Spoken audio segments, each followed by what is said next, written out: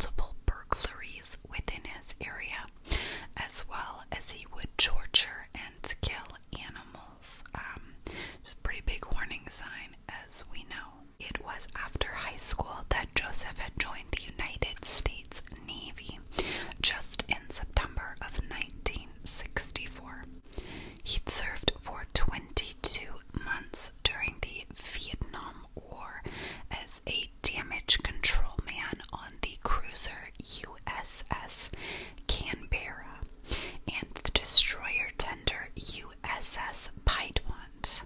He was the Navy and Coast Guard's maintenance and emergency repair specialist. So after serving in August of 1968, he'd attended Sierra College in Rocklin, California, where he had graduated with an associate's degree in police science with honors. He had then attended Sacramento State University in 1971, where he had earned a bachelor's in criminal justice. It was just before he had earned this that in May of 1970, he got engaged to Bonnie Jean Caldwell, a classmate of his at Sierra College, but the relationship was very short-lived. She was engaged to him, but it seemed like he was very much trying to force the marriage on her right away. I don't know how being engaged isn't a big enough commitment, but okay. But she had broken up with him, originally because he had kicked a dog to death. Excellent reason to leave someone, honestly. And he was exhibiting very aggressive behaviors. But after she had originally tried to break up with him, he said no. He said that wasn't gonna happen. He decided to go to her parents' home where she was staying and tried to force her to go to Reno to get married with him. Like, hey, we're broken up. Nah, we're getting married right now. And Bonnie said nah. And apparently he had actually threatened her at gunpoint. So she had told her father, who told her to lock herself in the bathroom. And her father took care of it. He made him leave. And I'm not sure when exactly they broke up in the timeline. She kind of peeks into random areas, but I'm just putting it in now that the relationship was quite short-lived and important. Bonnie had a very big impact on him, which you will see later on. So he trucked on, took postgraduate courses to further his police training, and even completed a 32-week police internship at the Roseville Police Department. So what we know of this story, just keep in mind, is that yes, this man was a cop with an ex-Navy background.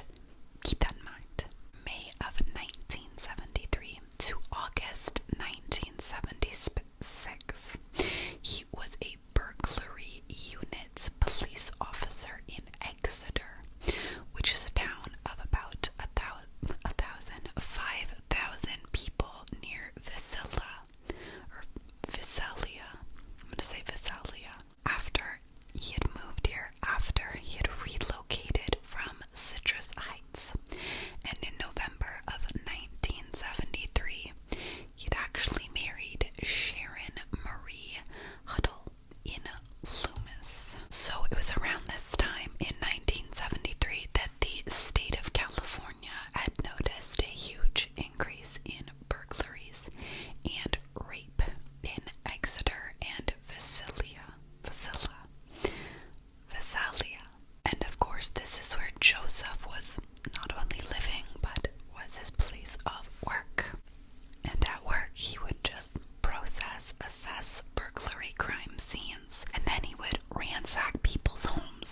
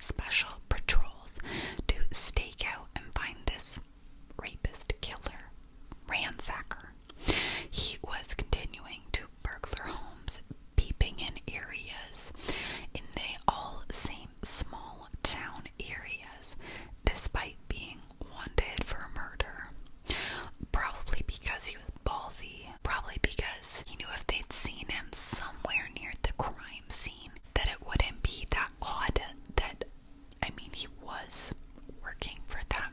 It might be easier for him to mask why he was there. But it was on December 10th of 1975. We rerouted back, where an attempted homicide had taken place, and an officer at one of these stakeouts ended up face to face with him. So this part of the story I find very exciting. So a police officer was actually waiting for him outside of a home they were staking out. This was Officer McGowan, and he was in the garage of the house next door to the potential victim. There had been shoe prints found outside of this home the day before. Things seemed off, so they decided, if we go check it out now, they caught the prints early, maybe they could catch him before anything happens. Ooh, and it gets good. So McGowan was in place, and his partner was just in a residence across the street. It was about 30 minutes later that a home was ransacked about a half a mile away from the officers where they were actually waiting. But 2.5 hours later, they waited around. I don't even think that's that long, but anyway, the officers saw a shadowy figure near the garage. Imagine waiting 2 hours and the guy finally shows up. The adrenaline you would feel. So Joseph, the man who was hiding in wait or whatever, creeping up to the scene, was moving against the shrubbery in a crouched position. He'd moved along and made it to the opening of the garage where McGowan was lying in wait. Again, can you imagine being him right now? He's approaching. It's the ransacker. The insanity. So the ransacker looked into the garage opening and did not see the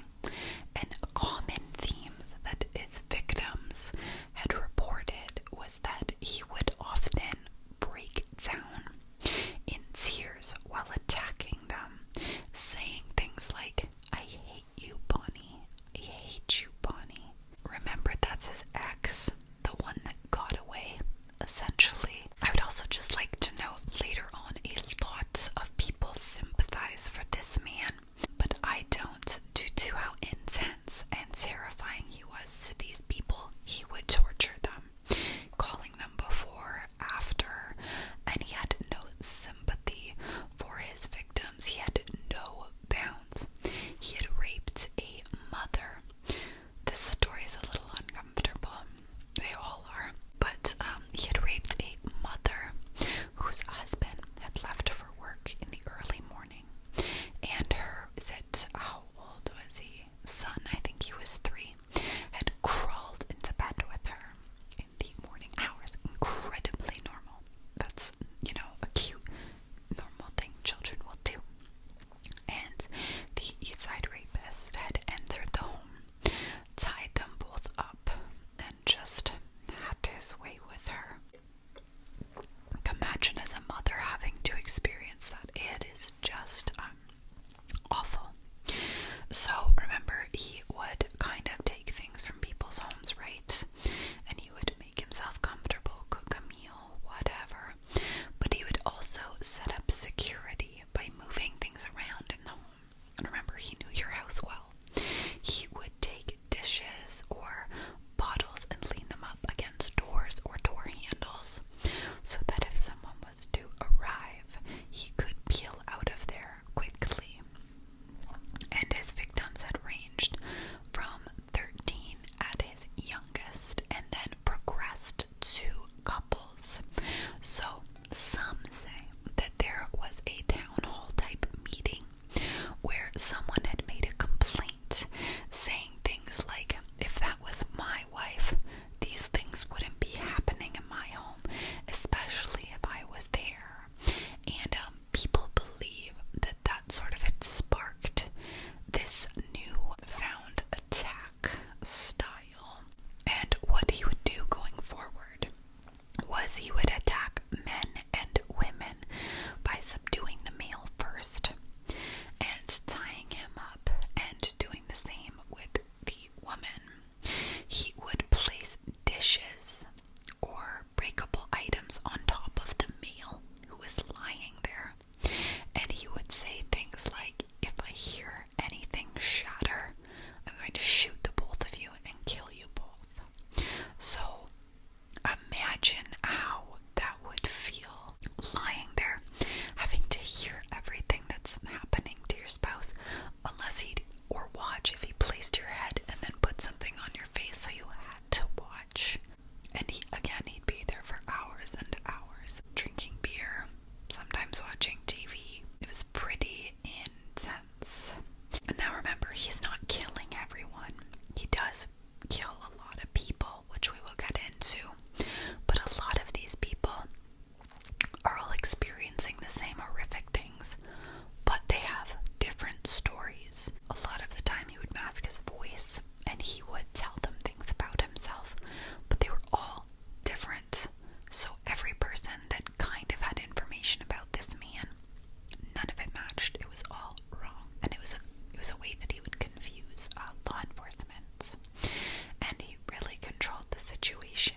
So honestly, the only thing people could really hope for in those terrible situations is that I don't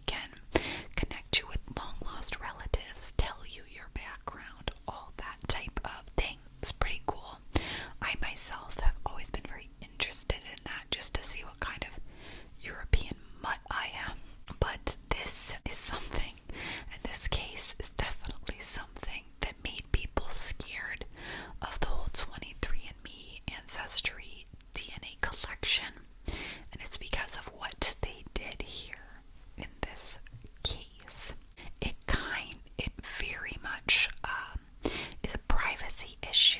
However, it does have to do with finding a murderer. So let me know your thoughts on that. I think that, hey, let's get him, but I get it. I get it. So what it is that they did is they had taken the DNA samples and submitted it to GED or something, Match, and possibly Ancestry.com. Now, what is controversial is they took DNA that was not theirs, created fake profiles like John Smith, just looking for my great aunt or something, and they'd waited to see what had came back as relatives or anyone that may have been his relatives who'd also submitted any DNA or were in this GEDmatch system. And sure enough, within 24 hours, yes, they did get a match. Hello, John Smith. We have some of your relatives here that are so excited to possibly make a connection with you. Not John Smith. So they'd found distant relatives of Joseph. They had found a family pool that they could look into with roughly 10 to 20 relatives to the killer. So they had to stir through these people. It's honestly, I mean, you can say it's a privacy issue. You can